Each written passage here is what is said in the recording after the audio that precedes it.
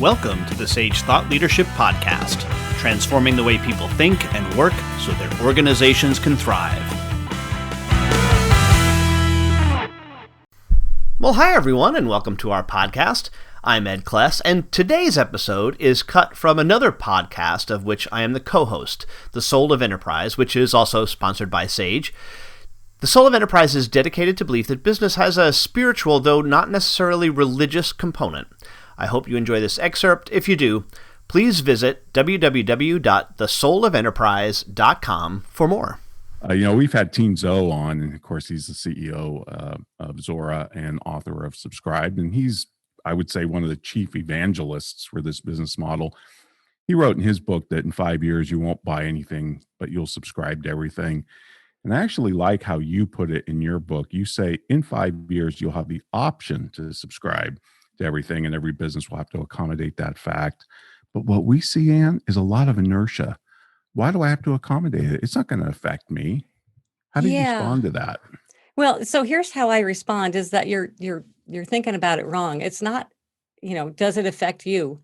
It's affecting your customers. So the presence of subscription options and the presence of businesses that really know how to nurture and value and sustain that relationship, that raises the bar for everyone.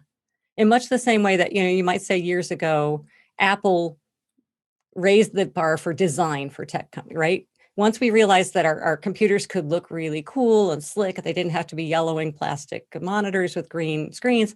Once we realized that, everybody's expectations changed. The same thing is true, even if you are not offering a subscription anything, if you aren't treating your customers like members, or you don't have relationship mindset, you're just transactional. If your competitors are going there, then it's going to change the way your customers think about what is possible and their relationship with you. So it does affect you, even if you haven't yet moved to that kind of a business model yourself, because it affects your customers. No, that's a great point. We have a saying around here that we compete against any organization that has the ability to raise customer expectations. And how many of your customers are comparing your experience to their experience on Amazon or when they visit Disney World? It's amazing. This model, though, requires such a different mindset. I mean, we always talk about how difficult it is to unlearn, right? Sometimes unlearning is harder than learning something new. Like, I think about Fender Guitar. I don't know if you've run across them, but they're digital play, and they're just a phenomenal success story during this COVID. They're not really selling guitars. They're selling you how to play the guitar and how to play it continuously better. And it's not the same thing at all, is it? No, it's not. And so one of the things that Fender did, and I'm going to hat tip to Teen for this because I got this from Zora, was when the pandemic hit and everybody's stuck at home looking for stuff to do. What did they do? They changed their Fender Play subscription from 1 month to 3 months. They took the opportunity not to build revenues, but to build relationships.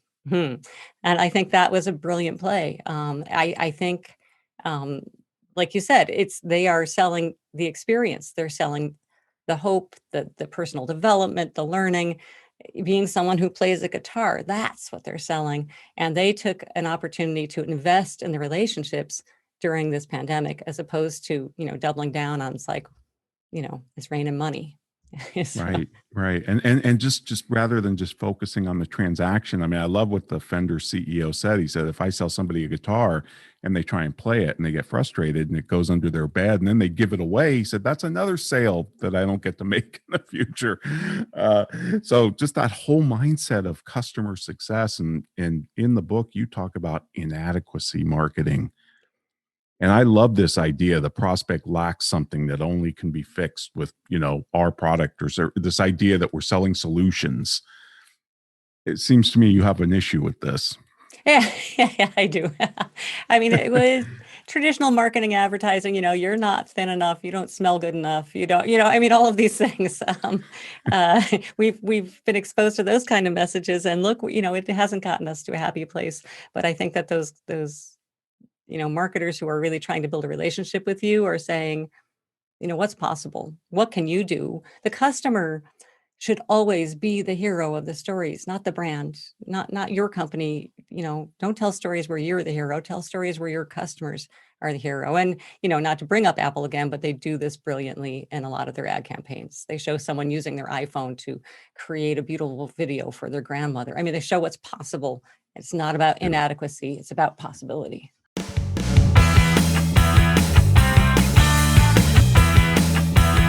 Review and subscribe by searching your podcast player of choice for Sage Thought Leadership Podcast.